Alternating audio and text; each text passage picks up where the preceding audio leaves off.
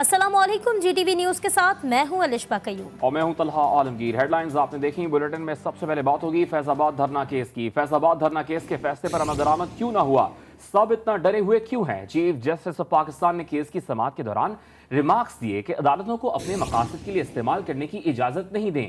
Case में IB और पैमरा के बाद हुकूमत और इलेक्शन कमीशन ऑफ पाकिस्तान ने भी नजरसानी दरखास्त वापस लेने का फैसला कर लिया। PTI भी पीछे हट गई। इस्लामाबाद से कंबर जैदी की रिपोर्ट देखते हैं। 12 मई को 55 लोग मरे, खून खराबा हुआ। आप कह रहे हैं मिट्टी पाओ, क्यों मिट्टी डालें? क्या नए वाकये का इंतजार करें? सुप्रीम कोर्ट में फैजाबाद धरना केस की समाअत के दौरान चीफ जस्टिस के रिमार्क्स। सुप्रीम कोर्ट में फैजाबाद धरना केस की समाअत चीफ जस्टिस काजी फाइज ईसा की सरबराही में 3 रुकनी बेंच ने की। आगाज में ही अटॉर्नी जनरल ने कहा कि वफाक केस में दिफा नहीं करना चाहता। जब नजरसानी अपील दायर की गई उस वक्त हुकूमत और थी। चीफ जस्टिस ने पूछा कि कौन सा नुक्स था जो तब फैसले में था और अब नहीं। इन फजूल किस्म की दरख्वास्तों पर अटॉर्नी जनरल पर जुर्माना आयद करना चाहिए। पैमरा और PTI के वकला ने भी अपीलें वापस लेने की इस्तदा की। चीफ जस्टिस ने इस्तफसार किया किसकी हिदायत पर वापस ले रहे हैं, इदारों को तबाह न करें। इलेक्शन कमीशन के वकील की जानिब से नजरसानी वापस लेने पर चीफ जस्टिस सख्त बरहम हुए। जस्टिस काजी फाइज ईसा ने पूछा कि क्या आप बताएंगे कि किसके हुक्म पर दरख्वास्तें दायर की? क्या इलेक्शन कमीशन तब कंट्रोल हो रहा था, अब हो रहा है या हमेशा से होता आया है? हमसे ये खेल न खेलें, आप में बताने की हिम्मत है या नहीं? चीफ जस्टिस ने रिमार्क्स दिए पाकिस्तान में वही चलता है कि हुक्म ऊपर से आया है। मुल्क कहां से कहां आ गया है। हमारा मुआशरा आहिस्ता आहिस्ता तबाह हो जाएगा। जस्टिस अतहर मिनुल्लाह ने रिमार्क्स दिए कि क्या सारे इदारों ने ये तय कर लिया है कि जो फैसले में लिखा गया वो ठीक है? धरने से मुतालिक 6 फरीकैन ने दरख्वास्तें वापस ले ली। अदालत ने नजरसानी दरख्वास्तों पर समाअत 1 नवंबर तक मुलतवी करते हुए फरीकैन को 27 अक्टूबर तक जवाब जमा कराने की हिदायत कर दी। अहम खबर देंगे। लाहौर की इंसदाद दहशतगर्दी अदालत में JIT ने सानिहा 9 मई से मुतालिक चालान जमा करा दिया। चालान में चेयरमैन PTI उमर सरफराज चीमा, मियां महमूदुर रशीद समेत 11 मुल्जिमान को कसूरवार करार दिया गया है। केस का चालान 3000 से ज्यादा सफ़हात पर मुश्तमिल है। चालान में जिना हाउस हमला केस के अलावा अस्करी टावर हमला, थाना शादमान को जलाने समेत दीगर मुकदमात भी शामिल हैं। चालान में खतीजा शाह, सनम जावेद, तैयबा राजा, साबिक MNA आलिया हमजा भी कसूरवार करार पाई गई हैं।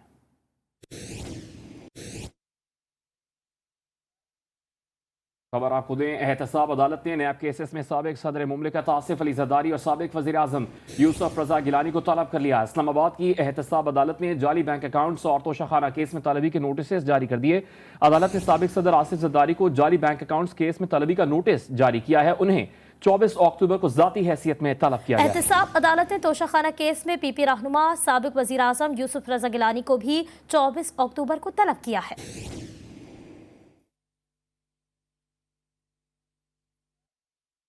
और आपको बताएंगे, सुप्रीम कोर्ट ने जायदाद केस में अदालत का वक्त ज़ाया करने पर वकील पर 1 लाख रुपए जुर्माना आयद कर दिया। चीफ जस्टिस काजी फाइज ईसा ने केस से मुतालिक दलाइल ना देने पर सुप्रीम कोर्ट के सीनियर वकील पर बरहमी का इजहार किया। टैक्स से मुतालिक केस में चीफ जस्टिस पाकिस्तान ने दलाइल ना देने पर बरहमी का इजहार करते हुए वकील फयाज शिराजी से मुकालमे में कहा कि केस के मेरिट पर दलाइल दें, बताएं आपकी दरखास्त काबिल समात है या नहीं। वकील फयाज शिराजी ने कहा कि हमारा केस ज़ायदुल मियाद है, जिस पर चीफ जस्टिस पाकिस्तान ने रिमार्क्स दिए कि अदालत आपका केस सुनना चाहती है और आप कह रहे हैं कि केस ज़ायदुल मियाद है। आप क्लर्क नहीं, सुप्रीम कोर्ट ऑफ पाकिस्तान के सीनियर वकील हैं। चीफ जस्टिस पाकिस्तान ने दलाइल ना देने पर नजरसानी दरखास्त को मुस्तरद कर दिया।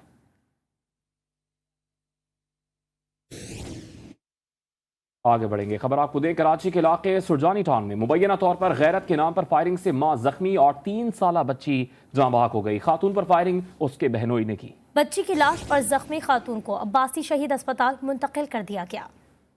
तहरीकायद में जराइम का ग्राफ ऊपर नहीं बहुत ऊपर। रात गए सरजानी टाउन के इलाके गुलशन नूर में फायरिंग से बच्ची जाबहक और मां जख्मी हो गई। जाबहक बच्ची की शनाख्त 3 साला जन्नत और खातून की शनाख्त मीरब के नाम से हुई। जख्मी खातून के नाना ने मीडिया से गुफ्तगू में बताया कि मीरब तलाकशुदा है और इसके पहले शौहर से एक बेटी थी। फायरिंग मीरब के बहनोई मसूद ने की। मीरब मेरी निवासी है और मसला ये है कि वो तलाक के बाद वो ये लड़का 6 महीने से उसको लेके घूरा आरफ फायरिंग उसको मारी थी, आरफ को मारी होगी, आरफ को लेकिन मेरे को आगे कर दिया। न तो उसे अपनी माँ के पास ही रहती, साथ लेके घूमती। डीएसपी सरजानी टाउन ने कहा कि फायरिंग का वाकया खानदानी झगड़े के दौरान पेश आया। ये सुबह का सवेरे का वाकया है और इसमें माँ और बेटी थी, उसके साथ मेहराब नाम की जो कहीं और से बिलोंग करता है और यहाँ के वो आके वारदात उसने की है। ये दूसरी जानिब गुज़िश्ता रात गुलशन शमीम अदीदाबाद होटल पर बैठे अरशद रहमान नामी शख्स को नामालूम मुलजम ने फायरिंग करके कत्ल कर दिया। पुलिस के मुताबिक मकतूल रेंट कार का काम करता था। मामला रकम की लेन देन का लगता है। कैमरामैन मीसम नकवी के साथ वजीहुद्दीन, GTV न्यूज़, कराची। बात होगी अवामी मसाइल की। रावलपिंडी और इस्लामाबाद में डेंगू मच्छर तबाही मचा रहा है। जुड़वा शहरों में भी अब तक मजमूई तौर पर 2000 के करीब अफराद डेंगू मच्छर का शिकार होकर अस्पताल पहुंच चुके हैं। इंतजामिया की जानिब से डेंगू SOPs की खिलाफ वर्जियों पर होने वाली कार्रवाइयां भी केसेस रोकने में नाकाम हैं।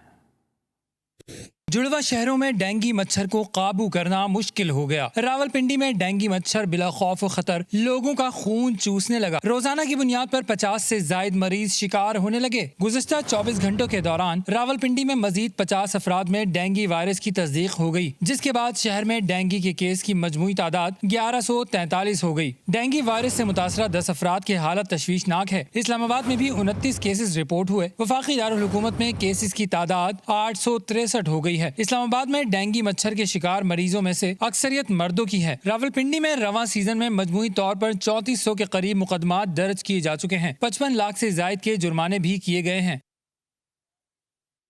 पहले लाहौर का रुख करेंगे। लाहौर में आशूब चश्म की वबा फैलाने से जहां मुनाफाखोर सरगर्म हो गए हैं, वहां कुछ ऐसे दुकानदार भी हैं जो मुनासिब कीमत में अशिया फरोख्त कर रहे हैं। सुफावाला चौक में भी एक ऐसा ही दुकानदार मौजूद है जो मुनाफाखोरों के लिए एक ईमानदारी की मिसाल है। बिल्कुल, इसी मुतालिक बात करेंगे। हमें ज्वाइन किया है वहीद गुज्जर ने। वहीद, बताइएगा क्या कहना है दुकानदारों का? जी देखिए, शहरी हर मौसम में कोई ना कोई वबाई अमराज से जो हमने देखा कि मुश्किलात से दो चार दिखाई देते हैं। जैसा कि आजकल शोबे चश्म का इशू चल रहा है, हर दूसरा बंदा जो है आंखों की वजह से काफ़ी ज़्यादा परेशान है। तो शोबे चश्म के वाले से डॉक्टर्स की जानिब से कहा जा रहा है कि ऐनक का ज़्यादा से ज़्यादा जो है इस्तेमाल करें। हम इस वक्त मौजूद हैं सफ़ावानी चौक। यहाँ पर हमने पूरी मार्केट विज़िट की है। 600, 700, 800 की ये ऐनक जो है ये दस्तयाब है। मगर हम जिस दुकान के अंदर मौजूद हैं, ये ऐनक हमें यहाँ पर आकर पता चला कि ये 250 की बेच रहे हैं। नॉर्मली इस ऐनक का रेट मार्केट में 600, 700, 500 रुपये है, लेकिन हमने वबा के दिनों में बहुत ही माइनर से प्रॉफिट मार्जिन पे इस ऐनक की प्राइस 250 रखी है। शहरियों के सवाल से कहना है कि मर्ज ज़्यादा बढ़ जाता है जब कीमतें बीमारी के रिलेटेड अद्वियात या ग्लासेस की बढ़ जाती हैं, तो इंतज़ामिया के हवाले से गौर करना चाहिए। जी, अहम खबर देंगे। FIA anti corruption circle Peshawar ने जाली अद्विया की फरोख में मुलव्वस मुलजिम को गिरफ्तार कर लिया। तर्जुमान FIA के मुताबिक गिरफ्तार मुलजिम से जाली अद्वियात बरामद की गई हैं। जाली और गैर रजिस्टर्ड अद्वियात के खिलाफ अब तक 18 कार्रवाइयाँ की गई हैं। कार्रवाई के दौरान 19 मुलजिमान को गिरफ्तार किया गया। FIA ने जाली अद्वियात की फरोख्त में मुलव्वस मुलजिमान के खिलाफ 18 मुकदमात दर्ज किए हैं।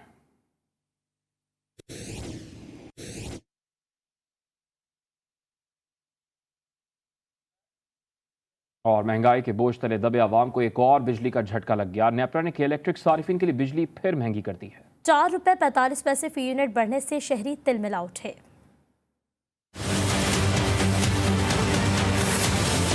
पहले आवाम के पास बचा हुआ क्या है? पहले भी तो मरी हुई आवाम, बाकी ये रह गए थे। बिजली का बिल अभी 10,000 रुपये कुछ बढ़ के बैठा हूँ, अब और बढ़ गया, 15,000 आ जाएगा। कहीं ना कहीं तो उधार कर गुरु के भर रहे हैं। जितनी लाइट नहीं है उससे ज़्यादा की बिल दे रहे हैं। अल्लाह इनका बेड़ा गर्क करे। आप कितने भी बिल उठाओ तो तकरीबन वो प्लेंटियों पे चल रहे हैं। इन्होंने इतना कर्जा ही कर दिया है कि समझ लो हर घर पे 1-2 लाख रुपए का 3 लाख का बिल चल रहा होगा। उसकी किस्तें बना बना के आवाम बढ़ाई जा रहे।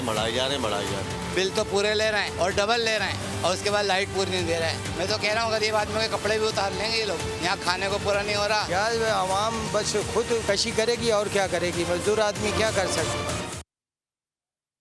रुक करेंगे सियालकोट का। सियालकोट में महंगाई के असरात टेलरिंग पर भी नुमाया हो गए हैं। टेलर्स हाथ पर हाथ धरे बैठे हैं। दर्जियों के पेशे से वाबस्ता अफराद के लिए खानदान की कफालत करना भी मुश्किल हो गया है। रमीज हुसैन खान रिपोर्ट करेंगे। सियालकोट में पेट्रोल और बिजली की कीमतों में इजाफे से दर्जी का शोबा शदीद मुतासिर हो रहा है। दर्जियों का कहना है कि शादियों के सीजन में गाहक इतने होते थे कि सर उठाने की फुर्सत नहीं होती थी, मगर इस साल 2 माह से काम ना होने के बाइस कर्जों के बोझ तले दब चुके हैं। हमारा काम शादियों का है, तो कोई पिछली दफा इतनी शिद्दती काम में और अब कोई कस्टमर भी नहीं है। महंगाई की वजह तो सुबह तो शाम तक बैठ के चले जाते जे ते सर जी कोई क्लाइंट नहीं, कोई गाहक नहीं, कोई 3 दिन बाद कोई एक आदमी कोई आ जाए पूछने वास्ते तो ठीक है। बुकिंग बंद करके बोर्ड आवेजा करने वाले दर्जी अब ग्राहकों के इंतजार में वक्त गुजारने पर मजबूर हो चुके हैं। कैमरामैन फैसल मलिक के साथ रमीज हुसैन खान, GTV न्यूज़, सियालकोट। कराची में खेल के मैदान खंडरात में तब्दील होते जा रहे हैं। महमूदाबाद रेलवे ग्राउंड खस्ताहाली का शिकार है। महकमे रेलवेज की जानिब से चंद माह कबल लगाई गई ग्रिल्स मुनिशात के आदि अफराद ले उड़े। मुतालिका महकमे की जानिब से ताहाल कोई नोटिस नहीं लिया गया है। मलिक जुनैद की रिपोर्ट देखिए। कराची में खेलों के मैदान वीरान, नौजवानों के लिए मनफी सरगर्मियों के मौके बढ़ गए। कराची के इलाके महमूदाबाद का रेलवे ग्राउंड उजड़ गया। नशई अफराद ग्राउंड के ग्रिल्स ले उड़े। न चौकीदार न कोई पूछने वाला है। ग्राउंड अदम तवज्जो के बाइस गंदगी के ढेर में तब्दील हो गया। पूरा ग्राउंड देखो खराब ग्राउंड है। ये काफी अरसे हम जब से पैदा हुए तब से ये ग्राउंड देखो इस तरह खराब है। ये हर रोज चोरी हो रही है। मैनेजमेंट इस तरफ तवज्जो नहीं दे रही। मेरी तमाम आला हुकाम से इल्तमास है कि ये मुल्क का सरमाया है, इसकी हिफाजत कीजिए और यहाँ पे या तो चौकीदार रखें। नशे के आदी अफराद कराची के इंफ्रास्ट्रक्चर को मुसलसल नुकसान पहुँचा रहे हैं।